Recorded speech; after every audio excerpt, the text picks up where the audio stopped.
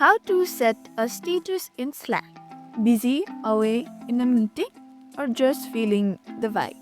Here's how to set your status like a boss. Firstly, open your Slack app and then go to your profile picture.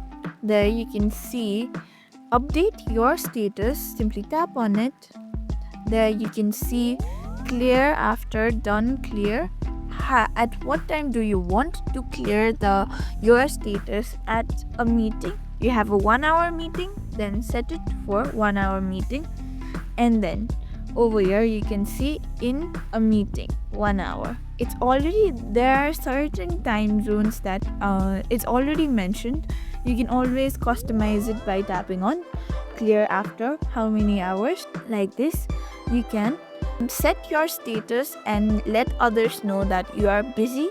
What are you doing and why are you not replying to them indirectly? You can send them a message